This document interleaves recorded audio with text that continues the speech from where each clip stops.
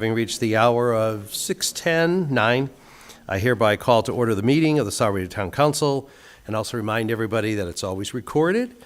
Tonight, we'll begin our regular council meeting, and after the Pledge of Allegiance, led by Damien, our roadrunner, I'll recess the regular meeting to conduct a short Rancho Sahuarita Community Facilities District meeting. Immediately after the CFD meeting, I'll reconvene the regular meeting. Tonight's invocation will be given by Anna Cassidy, our Community Development Director, followed by the pledge, led by Damian Leyva, a fifth grade student at Wrightson Ridge Elementary. Anna.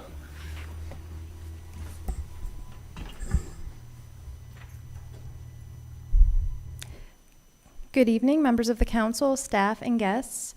As we gather tonight to discuss town business, let us draw inspiration from the wisdom of the prayer of St. Francis. Lord, make us instruments of your peace. Where there is hatred, let us sow love. Where there is injury, pardon. Where there is doubt, faith. Where there is despair, hope. Where there is darkness, light. And where there is sadness, joy. Grant that we may not so much seek to be consoled as to console, to be understood as to understand, to be loved as to love. For it is in giving that we receive, and it is in pardoning that we are pardoned. May this spirit of understanding, compassion, and service guide our deliberations this evening.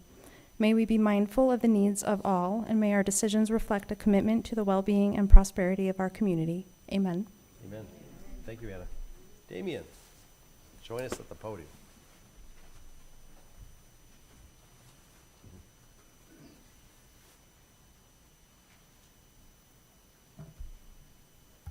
Yeah, you can pull it down.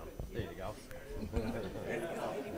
I pledge allegiance to the flag of the United States of America and to the republic for which it stands, one nation, under God, indivisible, with liberty and justice for all. Good job, Damien. Thank you. Thank you for being here. And I was looking at their motto at Wrightson Ridge. I can't read my own writing. Nope. Not going to happen. I can't remember already. But it's done by, the future is done by what we do today. And having him here was a great joy. I'll hereby suspend the town council meeting and commence with our Rancho Sahuarita Community Facilities District meeting. I'll hereby call that meeting to order. And Madam Clerk, may I have a roll? Board Member Gillespie. Here. Board Member Lisk. Here. Board Member Lytle. Absent. Board Member Morales. Here. Board Member Priolo. Here. Vice Chair Egbert. Here. Chair Murphy. Here. Quorum present. Thank you. Next is call to the public. This is call to the public for the Rancho Sahuarita Community Facilities District, not the normal one. At any time, any member of the public is invited to address the district board on any issue which is on tonight's consent agenda or any issue which the district board can lawfully act upon at a future meeting. Pursuant to the Arizona open meeting laws, the district board may not discuss the items, but individual members of the district board may respond to criticism made by those who have addressed the district board, may ask the staff to review the matter, or may ask the matter to be placed on a future agenda. I don't have any call to the public for the Rancho Sahuarita Community Facilities District. Would anybody like to comment on that particular item? Seeing no movement, I will close call to the public for the Rancho Sahuarita CFD and move to item number 4, which is the consent agenda. Entertain a motion at this time. So moved. Second. We have a motion and a second. All in favor signify by aye. Aye. Any opposed? Motion carries. Having no more further business, we're adjourned for the Rancho Sahuarita Community Facilities District. Madam Clerk, may I have a roll for our regular meeting? Councilmember Gillespie. Here. Councilmember Lisk. Here. Councilmember Lytle. Absent. Councilmember Morales. Here. Councilmember Priolo. Here. Vice Mayor Egbert. Still here. Mayor Murphy. Here. Quorum present. Thank you. And tonight I have one proclamation. I'll be presenting a proclamation declaring March as Arizona Procurement Month to, is Tommy here? Thomas? Oh, there you go. Garcia, Grants and Contracts Officer, if you can join me.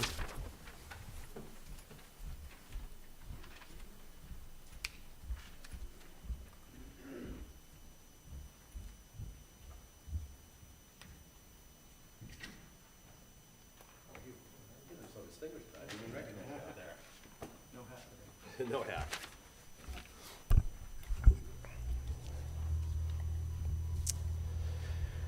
So as I mentioned, this is Arizona Procurement Month, whereas the public procurement process profession plays a significant role in the efficiency and effectiveness of both government and business.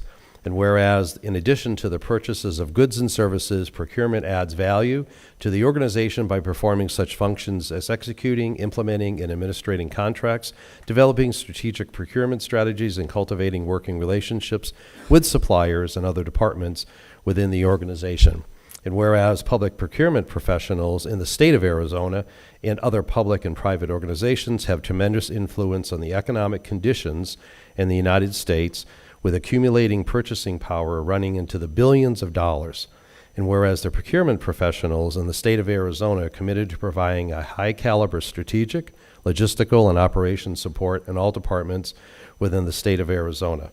Whereas the public procurement professionals in the state of Arizona recognize and support and practice the public procurement values and guiding principles of accounting, ethics, impartiality, professionalism, service, and transparency established by the NIGP, the Institute of Public Procurement, as fundamental tenets of the public procurement profession. And whereas the NIGP has proclaimed the month of March as Procurement Month to further expand the awareness of the purchasing professional's role in government officials, the general public, business, and corporate leaders, now therefore it be resolved that I, Tom Murphy, the mayor of the town of Sahuarita, on behalf of the town council, do hereby proclaim March 2025 as Arizona Procurement Month and the town of Sahuarita in conjunction with the celebration of National Community Planning Month. In testimony whereof, I have hereunto set my hand and caused to be affixed the seal of the town of Sahuarita on this 24th day of February 2025. Congratulations. All right, thank you.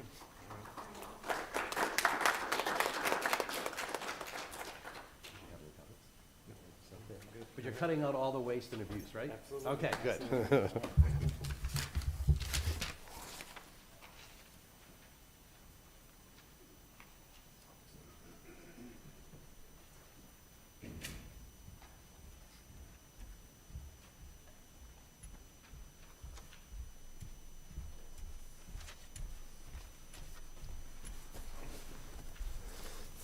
Congratulations to a good department, great department that keeps everything organized. Next is call to the public. The call to the public is now open. Individuals may speak for 3 minutes, spokespersons for 10. The council cannot discuss matters not on the agenda. However, at the end of the call to public, council members may respond to criticism, request staff to review the matter, or add the topic of future agenda. And I have 2 somewhere. At this time, I'll have Suzanne and Clarissa. Clarice, the ladies from Quail Creek, presenting this evening. Welcome again. Thank you, Mr. Mayor. I bet you have some good news for us. I do. Okay. I do, yeah. Thank you, Mr. Mayor and council members. It's always a pleasure to come here yearly to let you know that our scholarship program has gotten even stronger and that we are ready to provide scholarships to high school students from the 3 schools, Walden Grove High School, Sahuarita High School, and Rio Rico. The applications are due April 7th, and we will be giving scholarships up to $3,500. In 2017, the Women of Quail Creek asked our committee to provide scholarships to older women. And when we say older women, they could be 55, 65, whatever, as long as they're over 21 years of age, because we found that there were not scholarships there for that age group. So we did develop what we call ALL, which is Advancing Women Through Education. And we will provide 12 scholarships up to $3,500 each.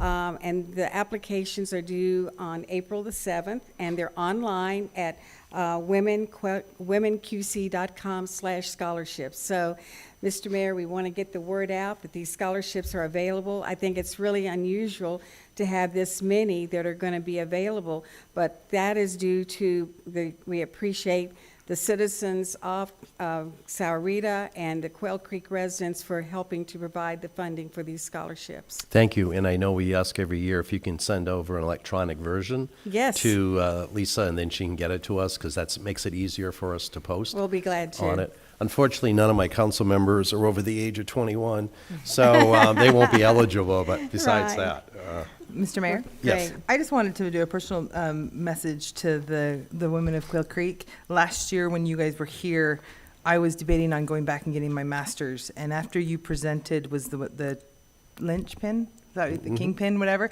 that got me started, and so I have started my second semester of getting my master's degree because of just your enthusiasm for helping women outside of the high school age. So thank you for doing what you're doing. Great, thank you. You must be over 21 then. Just barely. Okay. So yeah, And, my second um, semester of master's degree I in want to say, education. Mr. Mayor, the money goes directly to the school. And we encourage the two-year school, the vocational technical. Obviously, a four-year school is fine, but it's certainly less expensive if it's the two-year vocational. Absolutely. Yeah. Yep. Thank you, and thank you for all the ladies at Quail Thank Creek you. that help on this. Appreciate it. Next, Jerry Bustamante. You moved on me. I was looking over there. You moved over there. All right. Good evening, Mr. Mayor, members of the council, and everyone in the audience. My name is Jerry Bustamante. I am with Hudbay, and I'm here to just provide a quick update on our Copper World project. I'm pleased to report that we continue to make excellent progress in successfully advancing the Copper World project. And as of the beginning of 2025, we have now received all the major approvals required to build Copper World. On January 2nd, we received our air quality permit from ADEQ, the Arizona Department of Environmental Quality, and this follows our aquifer protection permit received from ADEQ back in August, as well as the approval of our mined land reclamation plan that is approved by the state mine inspector. We received that in 2021. So with these major approvals, we pretty much have all the major permits in hand, which is, for us, it's certainly a pretty significant milestone that we're very excited about and we've been working towards. So looking ahead, what's next? So we are now entering that next major planning phase, which is completing a feasibility study for Copper World. We are going to spend all of this year completing that study, and we'll be in a position early next year for Hudbay to make a sanctioning decision for Copper World in early 2026. An immediate priority for us is addressing dust on Santa Rita Road. That is a problem it's not a new problem, it's a problem that's been there for a while, but it's that 7-mile dirt road across the experimental range, and you can probably see the dust in the morning. That is the primary access road to Copper World as well as the Symbor Quarry. So this is a concern that we share with residents, and we are working proactively with the state, with Pima County, with the U of A, and the town to find a solution. So that's a priority for us right now. We are also doing some water well drilling on a property located close to Sahuarita Road and Santa Rita Road, just outside of the town boundaries. These wells will eventually serve as production wells for the Copper World project. And this well site is also next to a residential area. And we contacted these residents long before we started mobilizing equipment. We know that noise, we know that light is an issue, so we've installed sound deadening panels around the drill rig to mitigate that. And we've been on site doing work now actively for over a month. And up until this point, we've been good. We haven't had any issues. We haven't had any complaints from any of our neighbors with respect to noise or light. And we'll go ahead and knock on wood for that one. But finally, please know that You can wrap up. as we advance the project, please know that we will continue to do so responsibly with transparency, and we will continue to be accessible and responsive to all of our stakeholders. So thank you for your time and thank you for your leadership. Thanks for being here, Jerry. Appreciate it. That's all the speaker cards I have. Does anybody else like to address the town council? No? Seeing no movement, I will close the call to the public, and now we come to council member brief summary of current events. I'm going to start with council member Morales so she can brag just a little bit, and I'll brag off of that. I'm good. You're good? Okay, I'm going to have to brag. I know. Kim, you have anything? I was forget about this.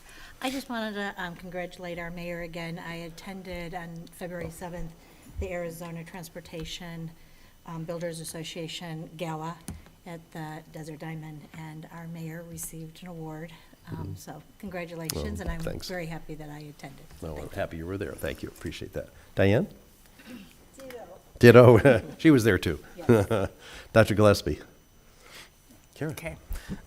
Due to the fact that I'm a full-time student and a full-time employee teacher, I don't get to as many events as I used to, but I was able to attend the Scouts, the Catalina Council Scouts Eagles Court Dinner, I think is what it's called. Has all of the Scouts that earned their Eagles over the 2024, and it was a dinner that in their honor. And we were there, many of us were there the last year, I was there this year, and again, the town of Sarita shines. It's so wonderful when you look at all of the projects, the town of Sarita comes in so often. We have so many amazing scouts doing service in our community. I think I counted 5. And I think last year we had 5, 6, or 7, like it was quite a number. So we have incredible youth doing incredible service in our community, and the town is a great partnership with helping them with those projects. So thank you, town staff that have working with them. It's extensive. My son was one of the Eagles this year, and so it was wonderful to be a part of that. So thank you. Thank you. And, well, sorry to shines just in general. Debbie may be related to a couple of people. We had the Walden Grove Pack team that came in state champs, wrestlers, both from Walden Grove, SHS, NJROTC, the girls soccer. I think both teams are still in the advance. It just band. It just goes on and on and on. So I've always said that we can't be a successful town without a successful school district, and vice versa. So we've really had a great collaborative relationship over the years, and it was good to see. But it keeps Debbie really, really busy attending all this stuff with her grandkids. Thanks to all the staff that put the budget planning retreat together. I know the council appreciates hearing from everybody, and obviously we have many needs, probably more than we have money. But it's great to hear from all of our department heads. I was able to attend the Arizona Transportation Builders Installation. Thanks for the shout out. But always just trying to represent our town. And talking about scouting, one of the Eagle Scout projects was the wonderful dedication ceremony that the Martinez family was part of, the Park and Rec, the Santa Cruz Valley Historical Society, on the German POW camp that probably a lot of people didn't know before this recent activity. Placement of this actually was just south of our dog park at Quail Creek Veterans Memorial Park back in World War II, along with many other POW camps throughout the state. And then thanks to Victor, I was able to attend with him on Friday. The Japanese consulate out of Los Angeles attended an economic development trip both to Phoenix and Tucson. So we were able to interact with them and talk about the great place that we are. And I hopefully got a commitment out of them next time they come down to Tucson. Got a lot of cool stuff to show them down here. San Javier Underground Mine, Samtec, Tony Mulligan, all of the above. So that was really wonderful. And I think that is... Oh, and then we have a little opening coming this Thursday over at the La Villita Community Center. So lots of positive stuff happening. And then one last reminder, March 24th is our next scheduled meeting. And I'll move to item number 8, Madam Clerk. Town Manager's Report highlighting employee and department accomplishments, capital improvement projects, development projects, and town events. Good evening, Mr. Mayor, members of the council. It's a pleasure being here with you this evening. Before we get started into the report, I just want to give a shout out to the leadership team and all the other staff who contribute to the town manager's report. It's a huge effort, but I think it's a great product and brings everybody up to date on what we're doing on a monthly basis. So first off, we have our new employees, our new members of our Town of Sarita family. Thanks. We have Robert Lavoie in Public Works as a wastewater operator. And we also have Daniel Logan, who I think was in the room. Oh, stepped out. You did meet him last time, at our last meeting. He's our new Deputy Public Works Director.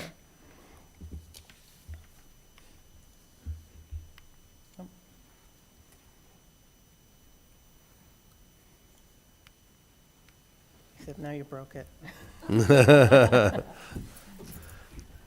If that was on a piece of paper, that wouldn't have happened. Well, actually, see, I do have it on Ah, you paper. see? Just in case, but then you can't follow along. There we go. Yes. Thank you. Thank you, Lisa. So some of our major department highlights in January: Jennifer Busey, Erica Boher, and Amor Felix, three of our PD's police record clerks, attended the Advanced Training Officer course.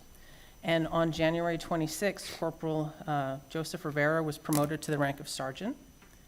In our municipal courts, our court security officer, Greg Moreno, coordinated with Officer Isaiah Islas to offer a CPR and AED class to all of court staff. So if you're feeling unwell, make sure you do it over at courts. In Parks and Recreation, the Man in the Maze golf disc installation, the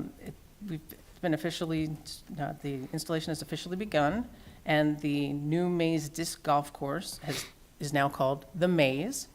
And we hope to have completed the front 18 holes before the 30th annual Tucson Ice Bowl event on March 16th. We've also been working really closely with FMI and ASARCO, who've agreed to contribute mining-related apparatus to be incorporated into the course. Do they expect to be coming down here to visit that during the competition or when they're up in Tucson? Devin can probably help with the answer to that.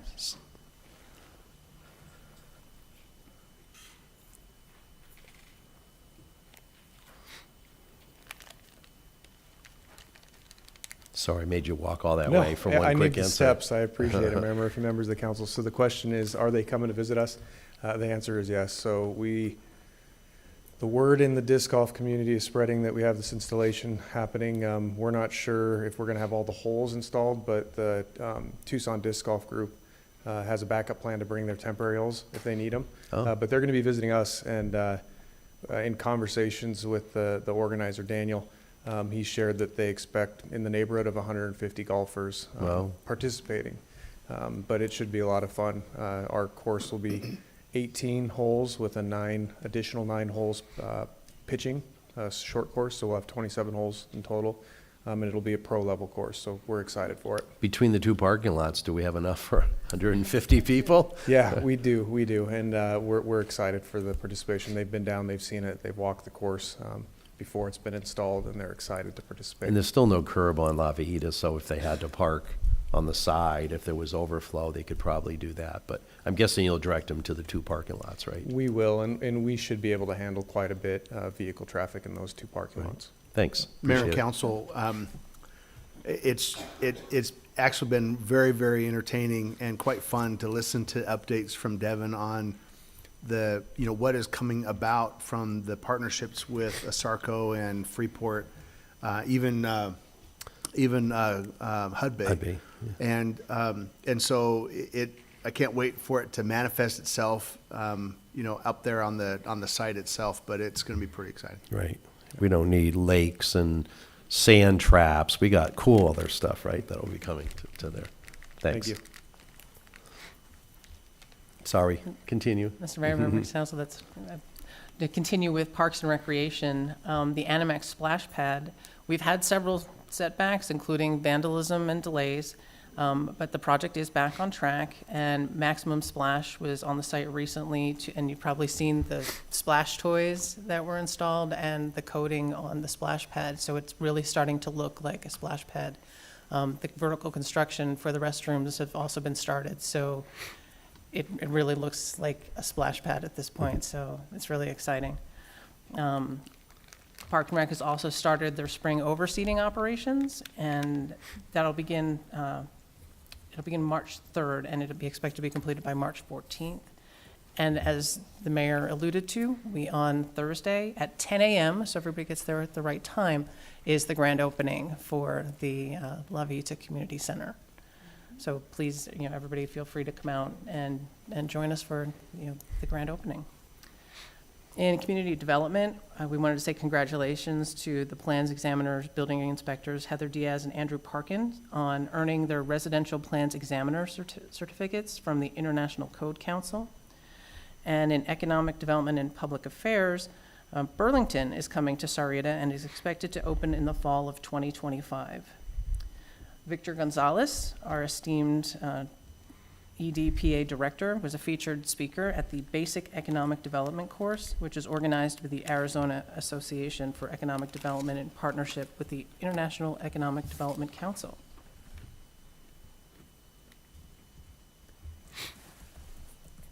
So for our capital improvement project updates, the wastewater treatment facility, the re-rating implementation project is, as of February 12th, was about 90% complete. In community development, we have the general plan update, and we had a study session with the Planning and Zoning Commission on February 3rd, and an additional study session with the Town Council on February 24th. The zoning code text amendment, major general plan amendment process, there's a public hearing with the Town Council scheduled for March 24th of 2025. And with that, if anybody has any questions? Thank you. Anybody have questions for Beth? No? Thanks for the update. Appreciate it. Thanks. And as always, the full update is available in everybody's box and electronically. Madam Clerk, item number 9. Presentation, discussion, and possible action regarding the 2025 legislative session. Thank you. And Mina Markos, our management analyst, will be presenting the silent item. I imagine there's been a lot of activity happening at our great state capitol over the last couple of weeks, hasn't there? Yes, there has, Mr. Mayor. Good evening, Mr. Mayor, council members. For the record, Mina Marcos, Management Analyst for the Town Manager's Office. It's again a pleasure to be here with you all tonight to discuss our legislative updates with the 2025 legislative session underway. Over the last several weeks, members of the legislature have introduced over 1,600 pieces of legislative bills in a sprawling effort to have those bills assigned to committees. And the next set of deadlines to consider is crossover week, which is currently underway and will be set to end on Friday, February 28th, 2025. The last day for the House to consider Senate bills and the Senate to consider House bills is March 28th. Finally, adjournment of the session, also known as Sine Die, is set for Saturday, April 26th. However, as previously explained in the last council meeting, the deadline is almost always pushed out depending upon the context of the issues surrounding the legislative session. Tonight, staff will provide a legislative update on bills that concern local control, finance, development, and zoning. Council members, you have all received a tracking bill list in your email inbox, which provides a broad coverage of the legislative landscape. However, for the sake of brevity, I will highlight only the most critical bills, though staff continues to monitor and touch base with various town departments concerning the larger slate of bills that we have sent out to you. Finally, we will receive an update from Karen Cruz on the state budget and HB 2201, wildfire mitigation planning utilities approval. Council members, HB 2426 requires cities and towns to fill council vacancies within 30 council calendar days after being notified of the vacancy. The league has been in talks with the sponsor regarding the bill about pushing the vacancy deadline to 60 days. With the exception of certain circumstances, staff will continue to monitor the progression of the bill and will report back for any changes. SB 1013 and Senate Concurrent Resolution 1003 requires a 2/3 vote by common municipal councils or county boards of supervisors to approve increases or assessments, taxes, or fees. Both bills preempt local regulation by declaring the regulation of such increases as a matter of statewide concern. The bill would disproportionately affect smaller rural communities, many that struggle with maintaining essential services might not be able to meet the supermajority threshold designated by the bill. With a 7 council member council. In the case of Sahuarita, a 2/3 majority would require a 5-person vote for any levying or imposing a specific tax. Both bills, the SCR and the Senate bill, have been transmitted over to the House at the beginning of this week, and staff will continue to monitor and provide updates as the bill moves along in the Senate. HB 2222 requires cities and towns to submit a report at least 90 days before entering settle agreements, 500,000 or more. For agreements over $1 million, they must also provide the terms to JLBC for review. As this is an issue of local authority, by requiring cities and towns to report settlements to the governor, the president of the Senate, the House of Representatives, the Attorney General, this is an issue that we are opposed to, as it is an issue of infringement concerning local control, as stated in one of the priorities. However, the sponsor is willing to sit down with the league and other stakeholders to address the specific issues related to the bill. Staff will again continue to monitor for progress on the bill and any changes if it hits the House floor. 1593, municipal county measures standing, grants residents, businesses, and other legal entities from standing to challenge any municipal or county measures that include an emergency clause.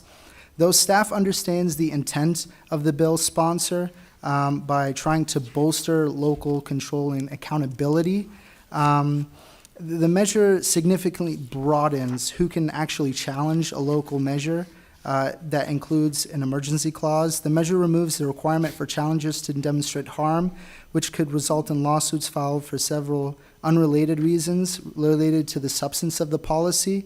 However, our main concern is that the bill grants standing to any municipal resident across the board operating in Arizona. So they don't have to be specifically located in Arizona if they want to specifically located in Sahuarita, if they want to challenge that specific measure that has an emergency clause. Moving on to bills related to finance. On February 12th, the House and Ways Means Committee heard HCR 2021, a ballot referral that will, if passed, prohibit Arizona and cities and towns from taxing food for home consumptions beginning in FY 2028. Staff cites concerns related to the exacerbation of budget shortfalls in rural communities, reduced municipal bond capacity, and ultimately harming residents by triggering alternative tax increases or service cuts. A note from the JLBC estimates that HCR 2021 would reduce municipal tax revenues by approximately $227 million annually. Despite these concerns, the bill has passed party line vote by a 5-4 vote. During the committee hearing, a potential amendment was discussed regarding the proposal to grandfather existing cities that currently have a food tax. However, when the bill hit the floor, that amendment was changed, and that amendment now includes a 2% cap. So though cities and towns who have a food tax would be grandfathered in, that's only limited to cities that have a 2% tax, and that can't go past that. Though, again, staff is monitoring for updates as the bill is now headed over to the Senate. HB 2119 requires municipalities proposing ordinance to adopt or repeal a model or local option in the Model City Tax Code to notify all businesses affected by business classification by mail at least 60 days before approval or rejection. Stakeholders are working with the Department of Revenue on potential amendments, as this is an issue designated to the responsibility of the Department of Revenue, and staff will continue to monitor for updates. Finally, bills related to development and zoning.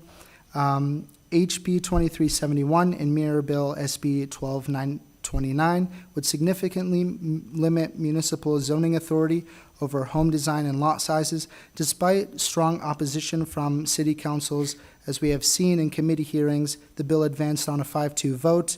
Our concerns are that cities that should be involved in the crafting of solutions as opposed to having a one-size-fits solution for housing legislation. Proponents of the bill argue that restrictive housing policies act as a barrier for affordable home ownership. However, Arizona cities and towns, again, have implemented many locally tailored solutions to the issue. And despite that, we see that there is a slew of housing bills within the legislative session. The League has proposed its own starter home bill. However, the bill has died, and has failed to receive a committee hearing. However, because there is a mirror bill that's running on both sides of the chamber, there is still a possibility for revitalization. And with that, I'll turn it over to Karen Cruz. Good evening, Good Mr. evening, Mayor Karen. and council members. How are you? Good. If you could just speak up just a teeny bit louder or closer to the mic. Yes, absolutely. Is this better? Is everybody okay with that? Yep, just as loud as you can hear be. me? Okay, yeah, no, you know me, I can be quite vocal. And Mina did a terrific job. That's just a drop in the bucket of all of the bills that we're watching. Again, he just mentioned the ones that were of most concern. So there's a lot going on down at the Capitol this year, and even legislative members themselves are aghast at the fast pace that everything is happening this year. So hats off to Mina for capturing everything and synthesizing it for you. I just wanted to report a little bit on the budget status update on the state budget. There really isn't much more to say. There's not going to be cuts, but there's not going to be much surplus either.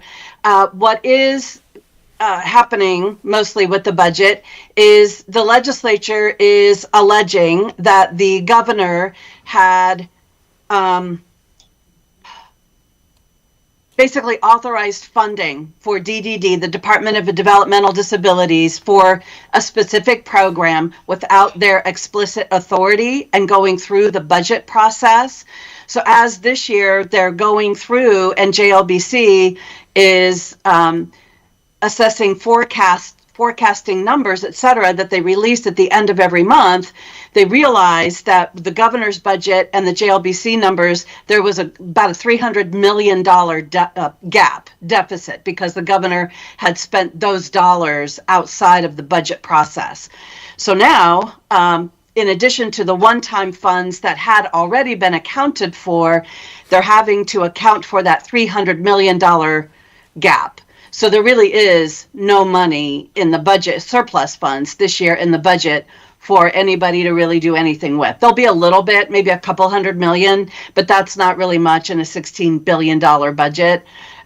So more to come on that. That will, be a showdown, a political showdown between the legislature, the attorney general, and the governor, I'm sure. The OSPB director lost her job over it. Ultimately, it was on her watch, and she made an error, quite frankly, and that's Sarah Brown. So keep an eye on that. And then the only other thing I wanted to just talk about a little bit is House Bill 2201. Mina mentioned that one, the Wildfire Management Plan Utilities bill. That one is on third read tomorrow. It passed out today of Cal. There was an attempt to add a second amendment by Mr. Colliden that would have addressed a number of the issues that were concerning to cities and counties, especially those that are self-funded, that could have impacted the risk pool, in addition to impacting homeowners, which is another big, obviously, issue for us. That did not make it. It missed by one vote. We were one vote shy of getting that amendment onto the bill, and then we would have voted it out in third read with that amendment on it, but it didn't make it.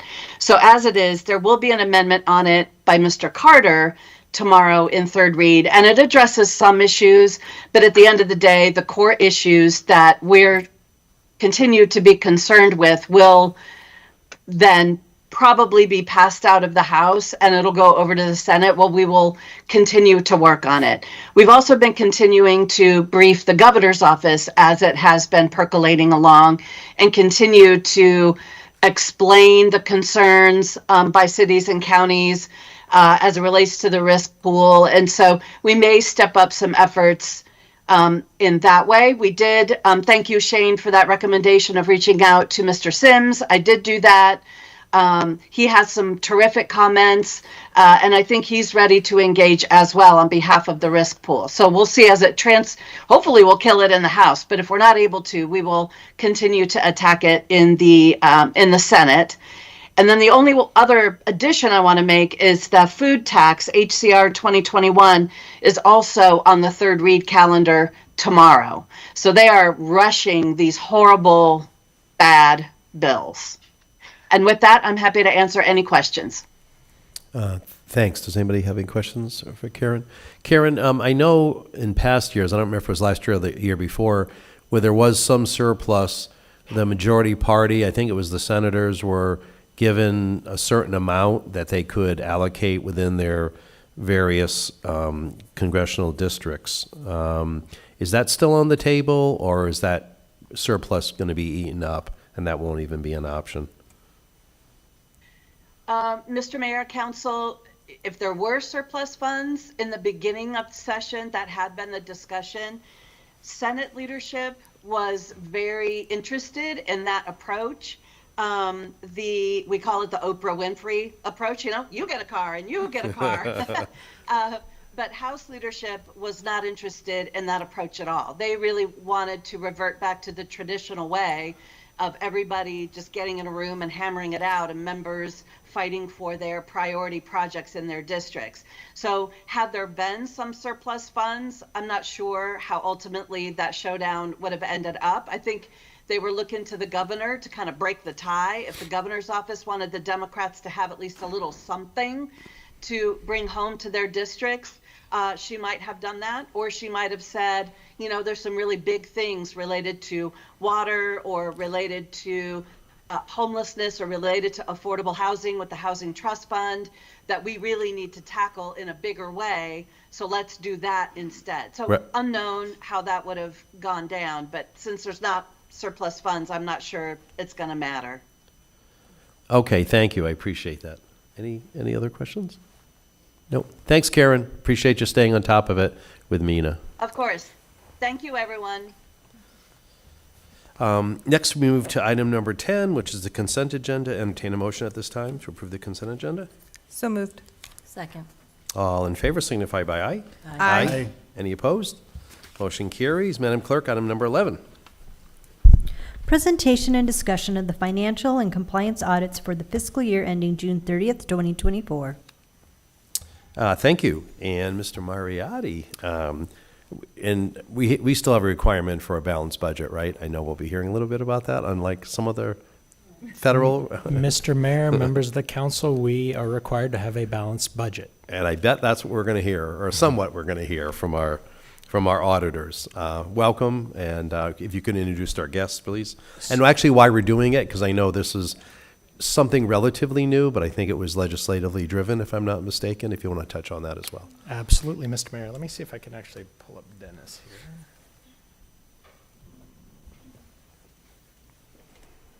Good evening. Can you hear me okay? I can, yes. Yeah, hold on a second, Dennis. I'll introduce you here in just a second. I just needed to pull you up on the screen. All right. Yeah, my camera's not working right now, so I'm trying to figure that out as we're speaking too. Okay. In the meantime, our audit for the fiscal year 2024 was completed on December 19th, 2024, and state law requires that our independent auditors present at a regular town council meeting the audit results as well as any findings that they encountered during their audit.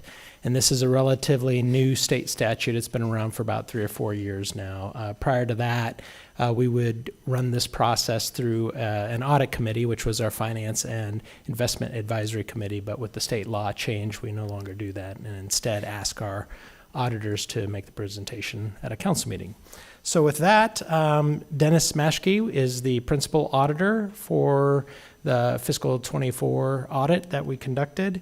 He is a partner with CWDL CPAs. And with that, I'll turn it over to you, Dennis, and you are now on camera, so it seems to be working. All right, Welcome. great. Hope everyone can hear me okay. Mr. Mayor and council members, thank you for taking the time to listen to the audit results for the fiscal year ending June 30th, 2024. We have 5 documents to present to you today, and I wanted to talk about each of those, but also kind of the audit process. So we start the process around May or June, where we get out an engagement letter and we start to do our preliminary analytical procedures. We have questions of management, and then over the summer, we start building our audit risk assessment plan. And then later during the year, around October or November, we'll have a team come out, a team of 3 or 4 auditors, to test transactions on a sample basis. We sample payroll, accounts payable, a lot of different areas, testing transactions on a sample basis. And then we'll look at your material revenues, expenditures, balance sheet items, assets and liabilities. And then ultimately, like AC said, where the goal is to get the audits done by the end of December to be filed for GFOA award program. So we hit that benchmark again this year, and issued a clean, unmodified opinion. So the first document I wanted to talk about is that annual comprehensive financial report. That's the large 116-page report that you would have received in your packet. It's comprised of 3 sections, what are called the introductory section, the financial section, and the statistical section. The introductory section is just key things that have happened during the town during the year. The financial statement section, it starts with the independent auditor's report. That's where you'll document and see where we gave a clean, unmodified opinion. That's followed by what's called management's discussion and analysis, which are analyzing the key changes between the previous year and the current year and under audit. You have all of the financial statement schedules and related footnotes. And then in the back is what's called the statistical section, which gives us trend information of financial trends, revenue capacity, debt capacity, demographic, and other operating information. And so I really try to guide people to that section to kind of see the trends within the activity throughout a 10-year period. And then the management discussion and analysis is another area I try to guide people to really give you an idea of the changes from the previous fiscal year to the current fiscal year under audit. That's the annual comprehensive financial report. One of the other reports that you'd have in your packet is what's called the single audit report. This is where we test the federal programs. Because the town had significant federal funding from COVID-19 related initiatives, we had to do what's called a single audit report. And we tested those coronavirus state and local recovery funds during the current year. We did not report any findings in the federal programs or no material findings within the internal controls as well. The third report we have is the AELR. That's the expenditure limitation report. We do an examination on that schedule, and as in previous years, the town is well under that expenditure limitation. There's a fourth report called the HERF report, where we have to, under statute, test transactions in the Highway and Streets Fund. So again, we sampled different transactions being recorded to that fund and did not note any findings in there as well. And then the last report that we present as part of the packet is what's called the governance communication. This is a letter that's written directly to the council and letting you know that as independent auditors, we are in fact independent of management and the town. It talks about if we had any disagreements with management, which we did not have any during the current year. We'll talk about if there's significant changes in governmental accounting standards. There was one minor change that was adopted during the current year, but nothing that would significantly impact the financial statements. And those are the 5 different reports that we've issued. And with that, I would open it up to any questions you have. Thank you. No, I'd like to hear good results, and I think we heard good results. Any questions to my left? Any questions to my right? How many years in a row have we won the GAFO reporting? Humbly, I know you will. Mr. Mayor, this would be, this should be the 23rd year, so we've already won it for 22 years in a row, but we've made the submission for this year's audit report. Right, thanks, and I'm expecting no different results. So appreciate everybody, you and your team, because I know it's a team effort report to get to this type of Yes. finding and report. All right, Thank you. Thank you. No questions, Dennis, thank you, appreciate it. All right, appreciate your time. Thank you. Madam Clerk, item number 12. Presentation and discussion regarding the 10-year update to the town's general plan. Thanks, and this is a study session about the 10-year update to the town's general plan. Orlanthea Henderson, our planning and zoning manager, will introduce the item and also have some guests here as well. Good evening, Orlanthea. Oh, need a microphone there. No. Good evening, Mr. Mayor, fellow council members. I would like to provide a quick introduction for the general plan update project lead. Matt Kleisico is representing Michael Baker International. He is the town consultant for the general plan update and the project leader. Matt has over 23 years of project management and planning experience. Tonight, Matt will be presenting on information or providing you information on the status of the project, the community survey, the second community survey, and the next steps in the process. So, Matt.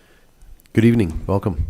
Great. Thank you, Mayor. Thank you, Council, for the opportunity to speak this evening. Orlanthea, that was a great intro. Well, hopefully the PowerPoint will come up here.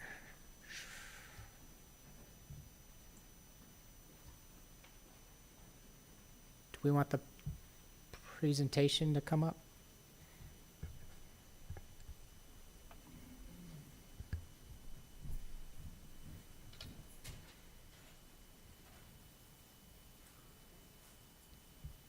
Great. There we go. Thank you. So it's great to be in front of you, Mayor and Council.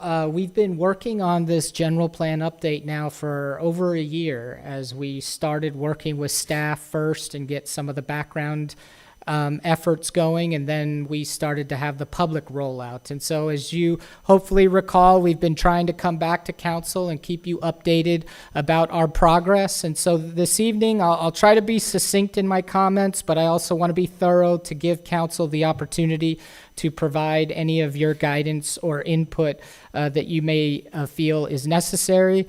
But as far as my talking points, naturally we want to, as Orlanthea mentioned, we're going to talk a little bit about what we've done to date. So go over where we've been, what we've heard, or in essence what we've learned from our listening sessions with the public, and then of course talk about our next steps.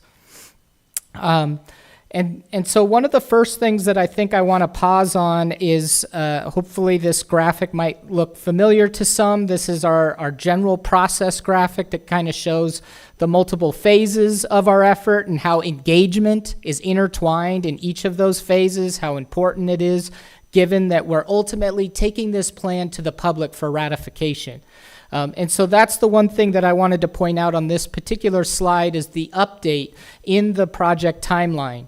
When we first started this effort, the state and the legislature was looking at possibly adjusting the primary election schedule. And so at that time, they were exploring potentially moving that primary election to May. And so you can see on our schedule, we ultimately were working towards bringing the general plan to the public for a May ratification. Well, that change never occurred. And so currently, the primary election is still scheduled to occur in August of 2026. So to avoid additional costs to the town to have a special election in May, we just reorganized the schedule to align with that August primary election, and that way the town will have synergies of already having that election and participating in that, and we won't have to incur special costs to have a standalone election just for the general plan. So really no seismic shift here in terms of the efforts. It's really just aligning to make better cost allocations in terms of the larger picture with the town overall.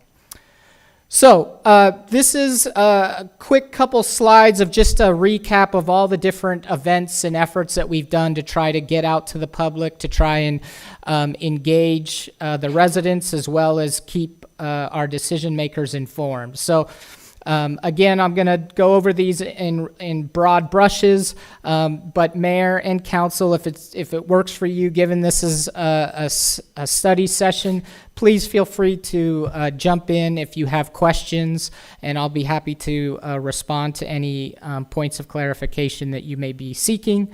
But again, we kicked off, as I mentioned, we had preliminary efforts with staff, but our public rollout, we piggybacked the town's Stars and Stripes event back in July. And so we used that as a launch pad to inform residents about the general plan, and that led to our first community workshop where we were able to have that kickoff with residents and inform them about this process. And that led into rolling out our first community survey and getting some great participation in terms of responses in that survey.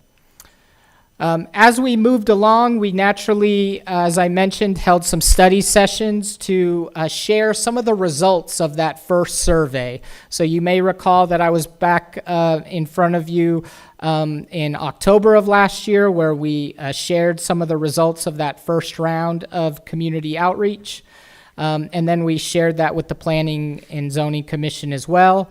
We had a great youth workshop just at the end of last year in November. And so that was a great opportunity to hear some just fantastic insight from the teens here in Sahuarita, and they were just very thoughtful in their comments, so we enjoyed participating in that. And then we did have our most recent community workshop in November as well. We held that at a different location at La Posada to try and just move some of our in-person meetings around town to see if we could get new participants. And so the participation at that particular meeting was a little light. You can see there the 4 attendees. But we did follow that up with our, again, piggybacking community events. And so we had a booth at Winterfest and informed residents that if you didn't make it to an in-person, you still can participate in that survey. And so we kept the survey open for as long as we could, and we continued to gain good feedback in terms of 224 responses over the 5 different surveys that we had out for this particular round.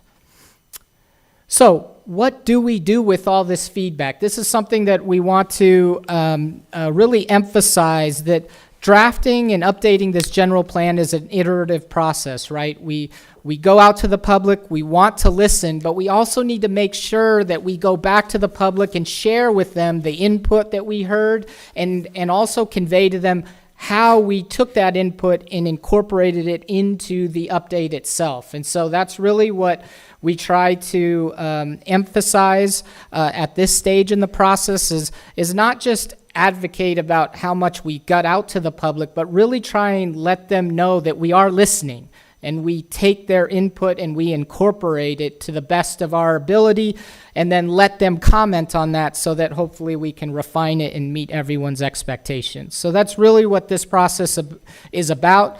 And at this phase of the effort, we're really focused on the goals, and so that's what I'll be talking mostly about this evening. Is the general plan has an overarching vision, right? That's our compass. It sets our trajectory, and then we have a series of goals within the general plan that identify what is important to us and how those roll up to the vision. And so it's these goals and crafting and revising these goals in alignment with the feedback we're getting is what I'll be kind of focusing on primarily to this evening.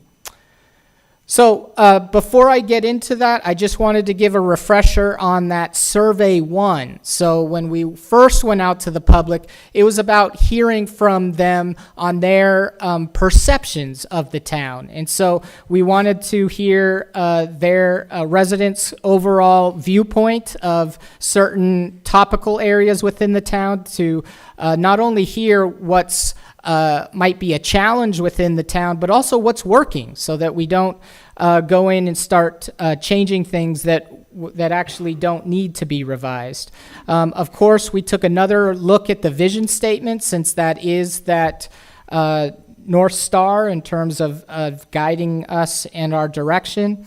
And then last, we were seeking input on the existing goals in the general plan. So naturally, again, as part of our review process, we want to remind residents about what is in their current general plan, because they don't often crack that open just casually.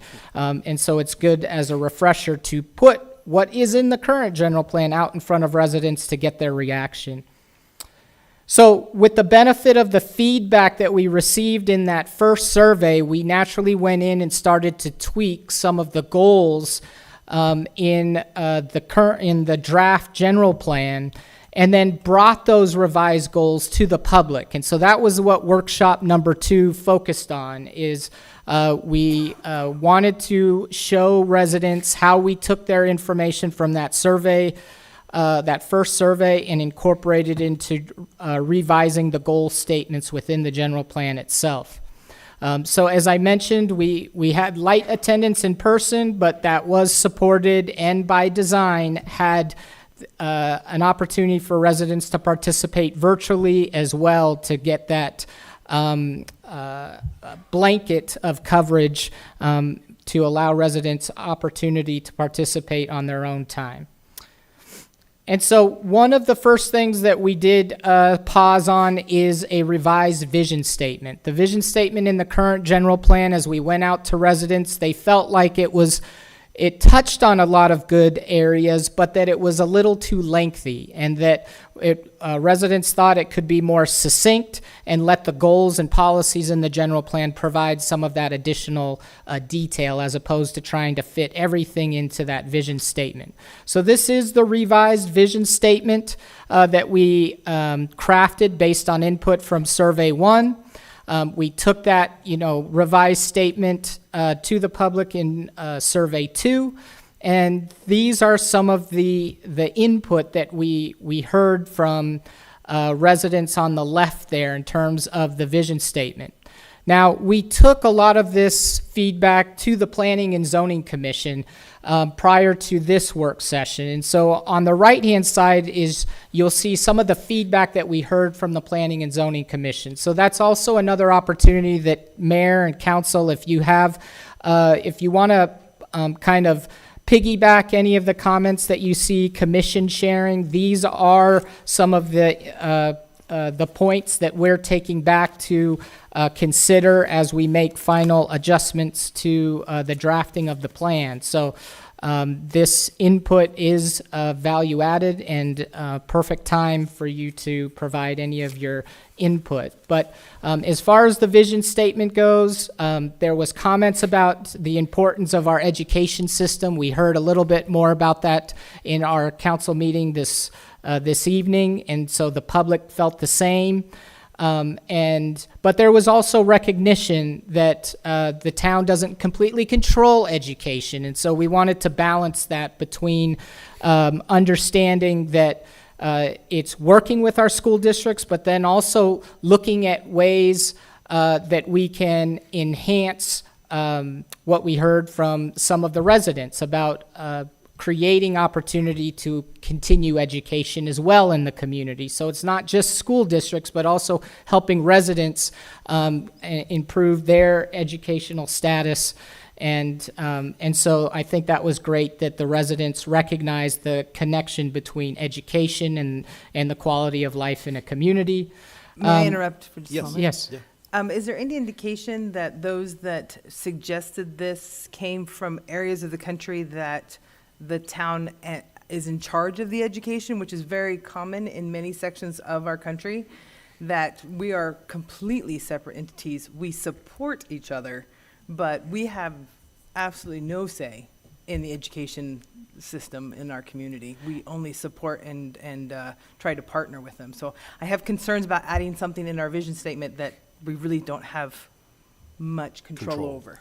Yeah, and that's a fantastic point of clarification, because I would say that, yes, while I don't know that I can go as far as confirming a lot of residents had that observation, of those that, and one in particular that joined us in that second in-person work session, commented directly that they came from somewhere else where education was more prevalent, and they would love to see that more present within the general plan as well. But I would want to make the point of clarification that if you look at the revised vision statement, we don't put a strong emphasis on education in the vision statement for that exact point that was shared, that we have goals and policies that will support that in the general plan, where we can be more clear and specific about what that relationship is, as opposed to putting it front and center in the vision statement that, again, might create a false sense of expectation, I guess. So great point of clarification. Thank you for that. So moving ahead, what I thought we would do to try, and again, I want to be succinct, but I also want to make sure that if council has any points of clarification, that you share those. So I'll go, each one of these slides for the next few are focusing on specific elements or topics within the general plan. So this, you can see, focuses on transportation and public facilities. And so I'll share what some of the results are with our second survey, and more focus on what the commission shared as their response.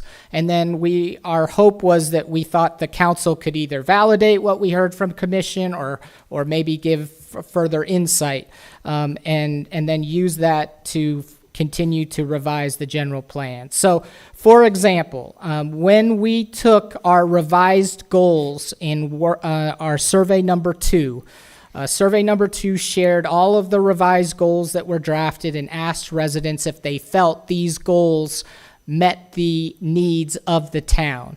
And so in terms of the transportation and the public facilities, we heard loud and clear from residents that 80% of those survey responses said the goals were appropriate as drafted. Now, we did hear from the public about those residents who did say that they would like to see some adjustments relative to transportation and public facilities. Some talked about the need to balance future amenities across neighborhoods, not just within one specific plan or zoned neighborhood. So the clarification from the commission there is there may be a need to consider complementing some of the private amenities and balancing that out right across the community. So being mindful that while some communities might have private amenities, they don't necessarily are accessible to all residents, and so keeping that in mind. So hopefully you start to see some of that cadence with the public comments on the left, the commission feedback on the right. But relative to transportation, again, we had 5 goals within the transportation element and 5 goals within the public facilities and services. The response was 80% of survey responses supported those goals as drafted, but the commission did offer a few additional input on these talking points. Now, if we look at parks, recreation, and open space, we had a total of we had a total of 7 goals for parks and recreation. And again, over 80% of those that took the survey said that the goals were crafted appropriately as prepared. Of those who said that there might need to be some adjustments, you see there that the comments just reiterated the need to preserve our natural desert, providing activities for all age groups, not just specific age demographics, but looking at the whole spectrum. And then also recognizing that other municipalities in the region might have programs and approaches that we should continue to monitor to see if they might be appropriate for the town. And so the commission just largely supported those general comments. And again, just because we're receiving some limited, largely we hear support for these goals as drafted, as I mentioned, 80% for this particular topic. But we're not limiting ourselves to not hearing from residents. And if we can make adjustments, we want to incorporate those, even though we're largely hearing that there's strong support. So that's where our focus is about trying to capture as much input, but also respect that input and incorporate it where we can. So when we look at the environmental topic, along with water resources and energy, the public, again, strongly supported this, with 80% of those survey responses supporting the goals as drafted. We hear again that we have a need for preservation of our natural desert, questions about how some of the goals will be implemented. And so that's another thing that I'll touch on in a few more slides is, while we have the goal statement, there's a lot of policies that then support all of these goals. And so residents, it's great to see a lot of their comments were eager to actually hear the next, like, okay, I get the goal, I want to hear more. And so we did hear a lot of comments about, okay, how is this going to be implemented? And that's great, because that's the next step in terms of drafting process. And then you see also the comments about ideas for implementation of some of the goals.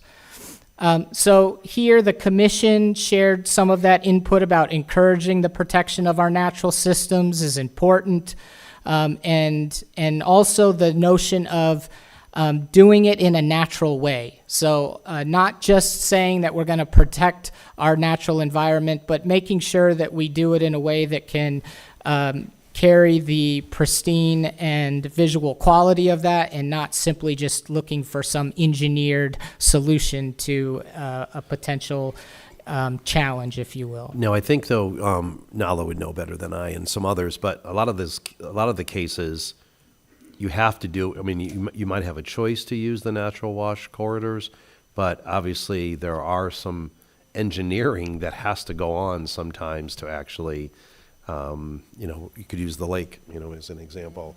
I just want to be careful that we're not pigeonholed into something that does not make financial sense or is the right engineering process to do it. So I just wanted to throw that out there. Excellent point of clarification, and I think we would obviously agree with you, Mayor, that we would want to qualify any statement like this and not make it an absolute, that it is a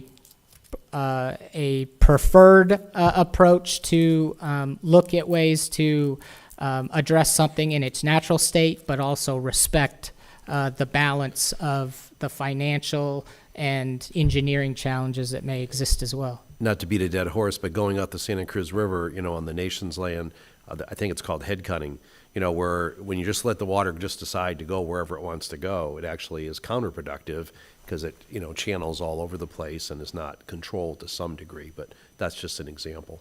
Yeah, that's an excellent point of clarification, and I think just what we're looking to hear, that we'll make sure to accentuate that in our final version. Great comments. Following along that train of thought, land use and growth. We had 6 goals under land use and 3 goals under growth. you can imagine this topic is a little bit more top of mind with residents, right? And so we had, while 80% right approval, this grouping had 70% approval. So came down a little bit, but still very strong support. But you can see some of the comments here is there is a desire to maintain that small town feel, but also a strong desire to attract that large retail establishment. So this is something that we brought to the commission and had a great dialogue about of that push and pull, right, of residents loving that small town feel, but wanting some of those larger retail and making sure we don't lose that quality. And so you can see that the commission made that observation that we thought was very noteworthy, is that that small town feel is good, but we really need to ask ourselves, what does that mean to residents feel that might be different, right, from one resident to the next, but that the important part is that we improve not just our mobility, but our social connectivity, right? So when we talk about how we are connecting with each other, it's not just about how we get around town, but socially. And that's where the commission really shared that observation of what makes that small town feel, is when you're able to walk, into the grocery store and bump into a friend or neighbor. So that's something that I think was great to come out of that discussion, and an example of what we're trying to stitch that quality back into, or make sure that it remains in the general plan. Again, the commission also made the point of the desire to attract more and large retail establishments is a common priority amongst residents. However, it should be noted that we need more rooftops to attract these. So I think the commission just wanted to make sure that the general plan was practical in its commitments and its approach, and to not over commit to anything, or to also lose the opportunity to educate, if you will, residents about how specifically economic development comes about, and that the town isn't always responsible, right, for bringing a business. I mean, certainly we have the ability to create an environment for that, but to physically bring a certain retailer is obviously something that the town can't require a business to do. So there was that input. And then the last comment, I think, was one about multifamily, right? And this was something that the commission shared with us that we thought was very informative of, yes, we've heard residents may not like the idea of multifamily, but really, I think what the commission shared is that what they really don't like is to be surprised.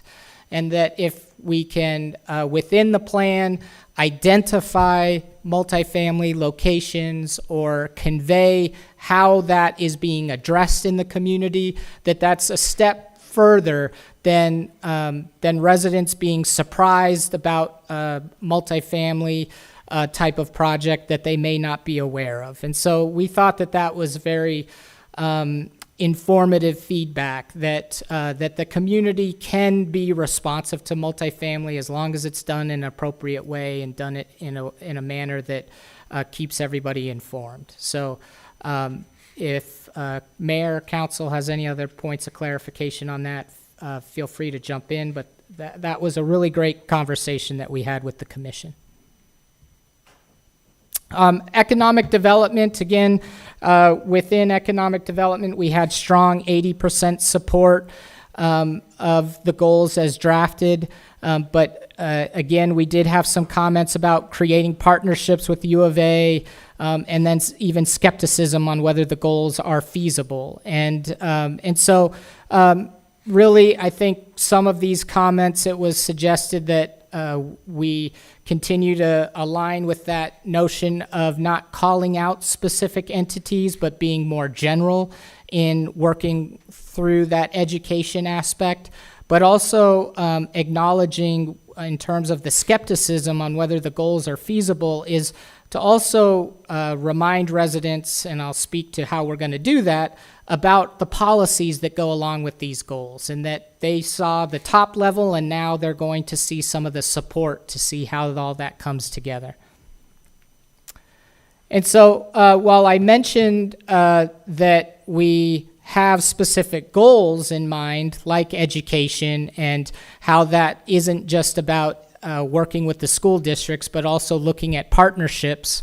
But item 2 is what I wanted to touch on from a policy standpoint, is some of that feedback that we heard in Survey 2 isn't necessarily directly applicable to revising a goal. It might actually be informative to us about crafting a policy statement. So in this example, there is a lack of high-paying jobs and business opportunities outside of retail and fast food.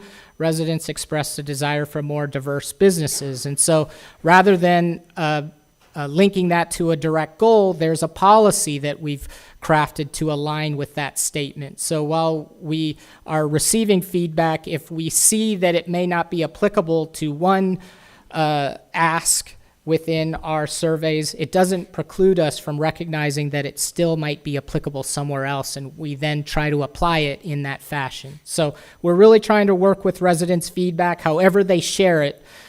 We want to incorporate it. We're not simply saying, well, they didn't respond to this question and we're going to move on. If they give us their feedback, we want to find a way that if it works within the overall approach, that we can incorporate it.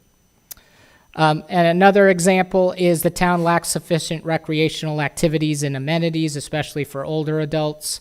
And then here's an example of just how we incorporate it into a policy statement as opposed to going and crafting an excessive number of goals, when we can really keep our focus on a minimum number of goals, which concentrates our energy and doesn't disperse us too thinly. So where do we go from here? Here's our schedule again. Really what happens is at this point, we're ready to go out to the public to look at these revised policies that will then support all of the goals that we heard feedback on. And one of the things that we wanted to hear from the council is our strategy at this point is we've had, again, 2 rounds of community outreach. We've had varying success with our in-person meetings, and so we're always challenging ourselves of how can we search for other opportunities to get more feedback from residents. And so we're really getting great participation when we piggyback those successful events in town, going to residents instead of asking them to come to us. And so what we're looking for in our 3rd workshop is, rather than having another in-person standalone meeting, is we're looking to have a more robust booth at the Fiesta Saurita in April. And so at that event, we're going to try and incorporate more participation activities. Instead of it just being informative and saying, we're working on the general plan, go to the project website, we're actually going to ask residents to linger, to share feedback, and use that event and all of the residents that enjoy that to try and get to hear from residents that may not participate as frequently as some of those others that are able to join more freely. So just overall strategy that we'd love to hear from council and commission, whether you think that's a workable approach and a good way to be efficient with our dollars, but also maximize our participation. So that's 1. 2 is will be after our Fiesta Saurita workshop. We'll then we'll be prepared to have our 60-day review process, which is the state mandated 2-month period where the plan will be put out to the community for overall review. And we also share that with adjacent communities and state agencies per statute. And so that 60-day review will create our starting point of the final drafting process that will then take us through the formal adoption. And with that, I'll turn it back over to you, Mayor and Council, for any closing questions or comments. Yeah, thank you. Well, I think we're in good place when we already start with 80% of the people generally agreeing kind of the direction that we're going on. You know, it's always nice to hear from, trying to tweak some of those other ones. Also, not only our signature events, which I totally agree with, but, the chamber holds a big business fair once a year. And then we have a couple, Quail Creek just had a business expo this Saturday. So there are HOA, a few annual meetings that I've attended. So we're already people who are engaged, decide to go to those types of things. So I might want to, just suggest that we add a couple of those. We presented at the Rancho Cerrito one, and it had a couple minutes to talk about solid waste. But it could even just be a side, not even be on the agenda. But if, 50, 60 people decide to show up, and you're there, it's almost like a signature event, but it's not put on by the town. So I would just throw that out there as well. We absolutely look into that. We want to get out to as many residents as we can. So great suggestions, and we'll work with staff to see how we can make that happen in the coming months. Thanks. And I could tell that the commission put a lot of thought into some of those policies, adjustments. So I appreciate their input on there. It's like a lot of that heavy lifting is already done before it gets to us. Any comments or questions to my right? Thoughts? Nope. Any to my left? Yep. Diane? So the number of participants for both workshops, was it about 225 each workshop, or was it a total of 225? So those numbers were the actual online surveys. The online survey, right, thank you. So yes, those were the general totals for the surveys. The attendance of residents in person, I can't remember the Well, La number. Posada was 4. Right, yeah. So back to going to where the people already are Right. showing up as opposed to getting them. So for the online survey, was it 225 and 225 or 225 total? For the online survey, was it 225 and 225 or 225 total for both? Yeah, the surveys? numbers were very close between workshop 1 and workshop Okay. 2, so correct. The total number, now, I would say that for workshop 2, that 225 total was across, we had 5 different surveys because we had so many elements and so many goals that we wanted residents to be able to self-select, that if they just wanted certain topics, because we didn't want to survey them to death. So that was, 225 was a combined of all the surveys. So we don't have a hard number on the individual number of people that participated, but of the total surveys that were submitted, we received 225. So one of the things that struck me was that some of the residents were asking for more recreational activities, like a pool or a recreation center, multi-generational kinds of activities, and this council put forth a bond which would have had all of that, and it did not pass. So I'm trying to put those two together. Yeah, and that might be something that we want to explore, and we can work with staff on how we might want to soundboard that with residents. But that is a very strong observation, right? That, and I think some of the feedback we're hearing from residents is, that observation, as I mentioned before, that some of the amenities that certain HOAs might have are private. And so maybe that is part of that separation between how the community overall felt towards bonds, and then the feedback we're hearing from individual residents saying they want more recreational opportunities. And maybe as we look going to the future on doing something similar again, it could be off of the results of the general plan passing. That could be a kind of a teaser of sorts, starting it out there. Debbie first, then I'll go to Shane. I think we need to come up with a better way to communicate. That's always the problem, because 80% of 225 people is nothing when you have 35,000 people here. And I think the bond proved that. We had 700 and some people reply to our survey, And we all got excited, and even if those 750 voted yes, we still have those other thousands that voted against it. So we need to come up with a better way to communicate this, to get them to take the survey and to educate them. Right. And are they the preponderance of the voters? Because they could survey and not, vote at the Right. end of the day. So, Shane? Thank you. And I just wanted to remind the council, we did receive direction from you as a council at your planning retreat to pursue a survey of our kind of after action, right, survey of our community. What form that looks and takes is still up for determination, but that is very much on the forefront of our radar, and it will probe deeper in, okay, we heard you, now why did you vote the way that you did? And hopefully we can get to the bottom of some of the questions that you have. Right, and maybe weaving into that, I don't know if we've done it previously, to Debbie's point, what is the best way to communicate with you? What is your, means, right? How many people between the age of 18 and 30-something, it's by TikTok, right? That's how they get their news, is by TikTok. So, maybe we can figure out better how do they communicate? How do they want to be communicated with? What will they respond to? So that might be, a good question to ask as well. Everybody else good? Good? Thank you.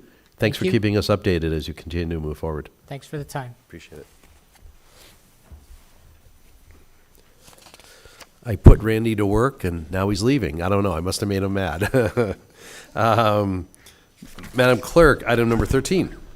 Public hearing, discussion, and possible adoption of ordinance number 2025-180, declaring the document entitled Town of Sahuarita Amendments to Title 18 Zoning, Chapter 18.73 Landscaping, Buffering, and Screening Standards as a public record, adopting the Town of Sahuarita Amendments to Title 18 Zoning, Chapter 18.73 Landscaping, Buffering, and Screening Standards by reference, amending Title 18 Zoning by amending Chapter 18.73 Landscaping, Buffering, and Screening Standards, Section 18.73.040 Screening and Buffer Yard Requirements, Section 18.73.060 Landscape Plan Requirements, and Section 18.73.070 Landscaping Plan, providing for repeal of conflicting ordinances, providing for severability, providing for penalties, and establishing an effective date.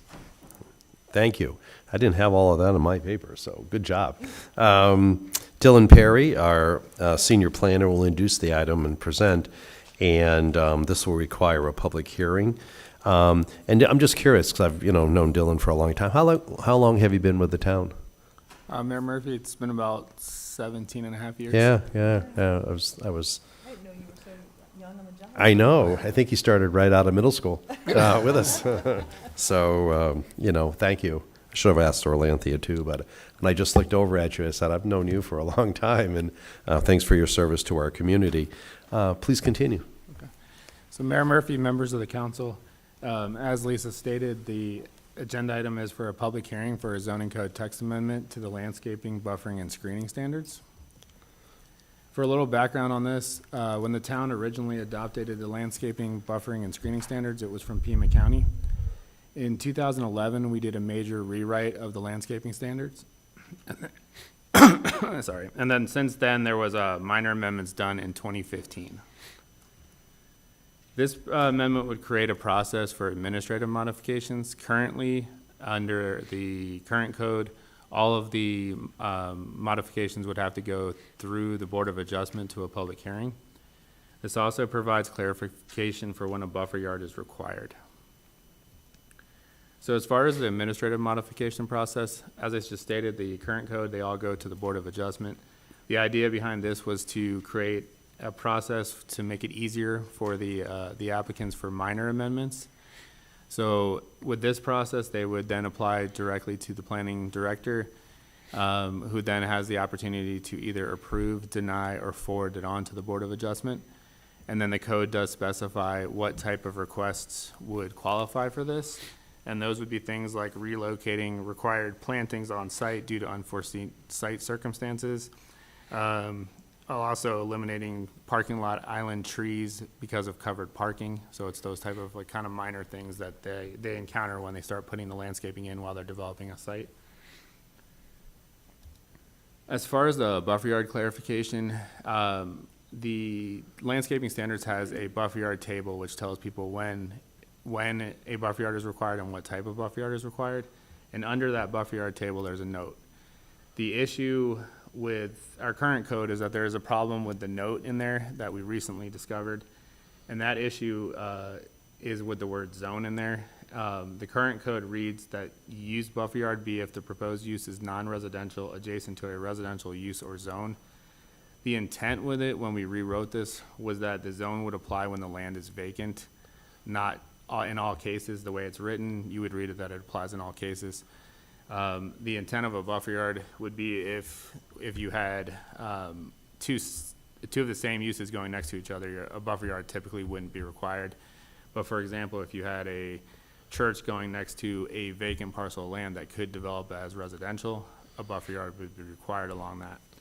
So in order to fix that, we changed the language to read, no buffer required unless proposed use is non-residential, adjacent to either 1, a residential use, or 2, a vacant rural or residentially zoned property, clarifying what that intent was. Thanks. I did hear the word easier too in there, right? So, just in general, appreciate Yes. that.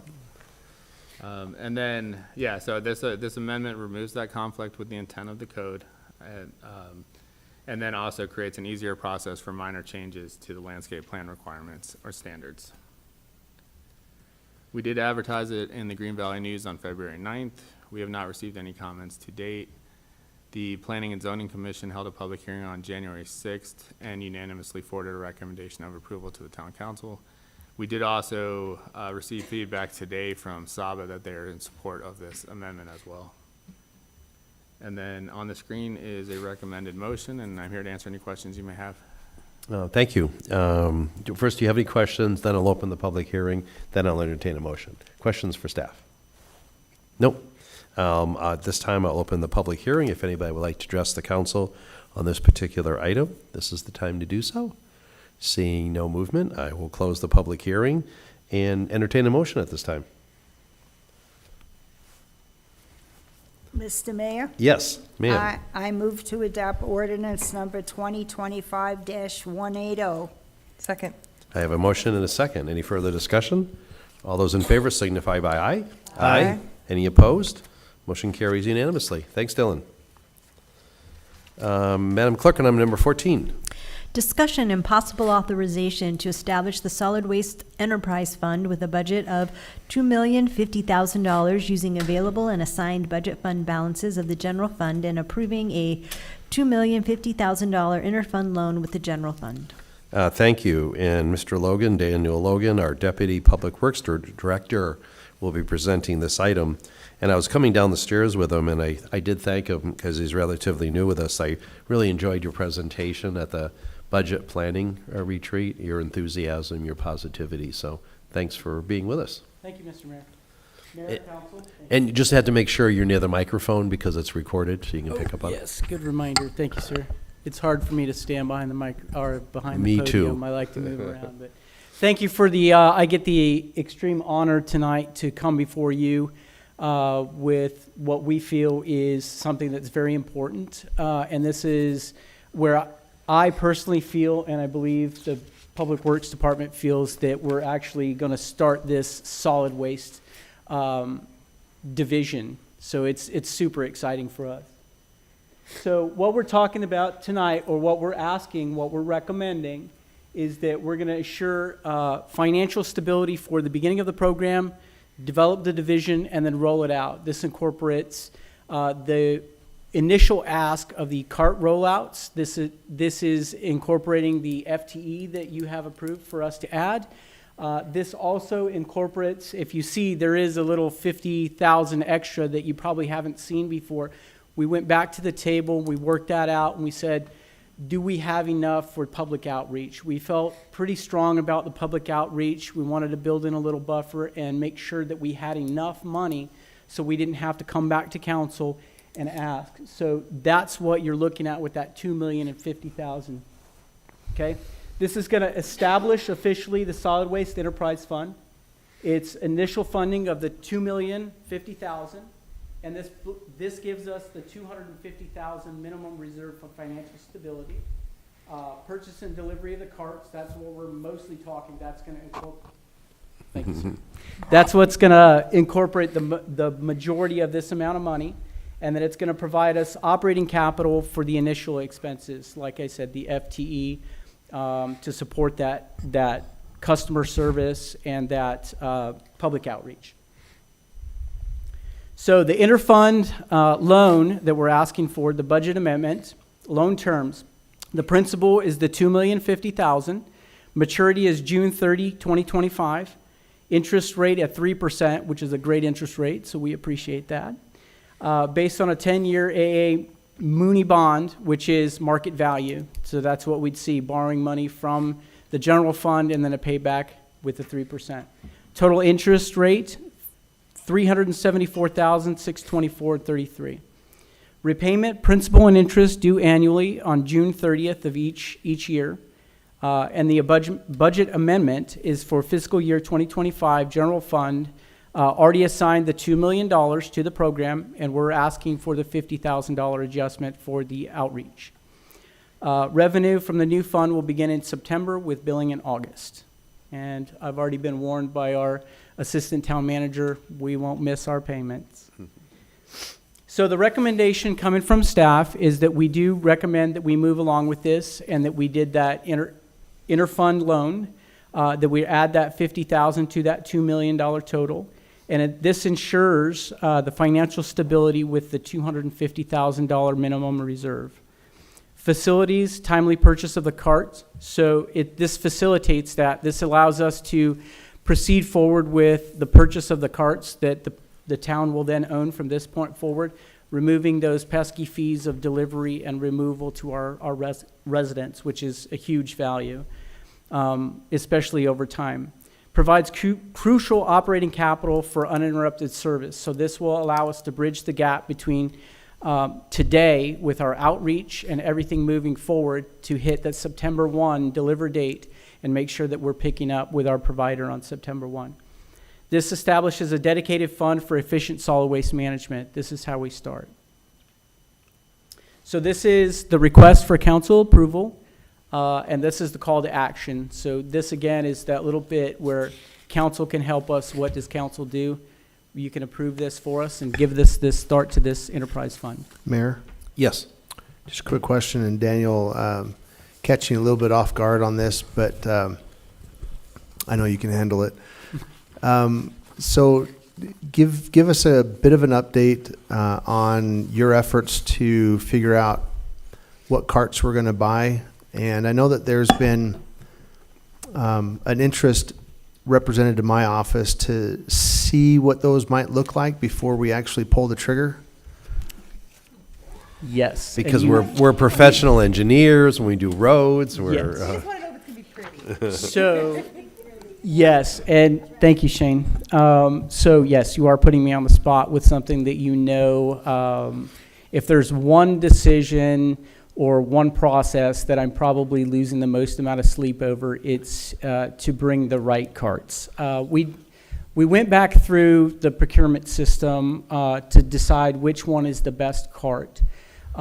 We looked at highest value, which one has the lowest failure rate, which one is local, which one answers the phone when we call, what they look like. And if you recall, during the council retreat, there was quite a loud commotion that was kind of at the end of the retreat, and that was quite by accident. But that's the cart that's sitting out there. It's been down here. That is the cart and the vendor that we chose to go with, which is Sierra Carts. They are locally manufactured, well, local being in the state of Arizona. So that took a lot of looking at. Now, I was actually impressed by them.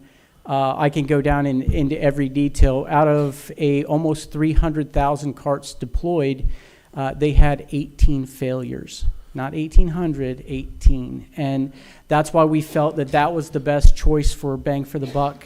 When it comes to color, we're still working on that one. Colors So to if you come. need 7 other opinions, So we do, I have to narrow it down, and I want to give you the best choice, because before I put a choice before the community and say that this color is even a possibility, what I'm looking at is long-lasting ability. So there's a couple colors out there that do exist in environments similar to the ones in town of Sahuarita. I'm researching to find, I want to get my hands and eyeballs on carts that have actually had no less than 2 years in the sun. Right. So that I can take a look at what those look like. We are also actively developing the branding, which I know is very near and dear to everybody's heart here.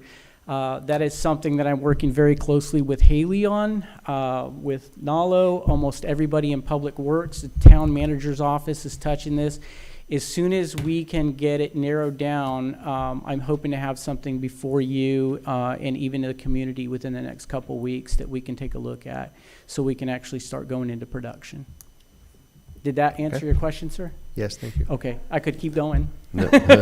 You've had me for a month, and I have certainly, Public Works and the town manager's office has certainly put me to work. I'm super happy to be working on this project. Good. When Elon emails you, you'll have a good answer of what you've been doing for the last 30 days, right? I will give him everything we got, and I think he'll walk away from this organization saying they're working. There you go. Mr. Thank Mayor, you. I only have one question. On this budget item, is there money set aside to get Mr. Logan a walking mic so he doesn't get stuck behind that podium? We're about Yeah. stretching and Yeah. and I noticed that he wants to get away from that mic, but I want to make sure that he's Right. Yeah. A walking mic. Anyway, with that, are you? Yep, okay? absolutely. I move to approve approval to establish, let me start over again. I can read English.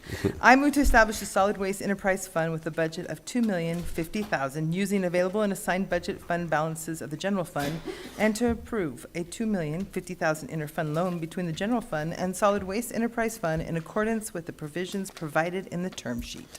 I second. We have a motion and a second. Any further discussion? All those in favor signify by aye. Aye. Any opposed? Motion carries. right, Keep on working. Thank you. Thank you. Having no more further business, we're adjourned for the audience, but the council will be going back, what's the opposite of recess? Anyways, back into session on our couple executive session items. Thank you for being here. Maybe like 5 minutes and we'll meet upstairs, bathroom break and such.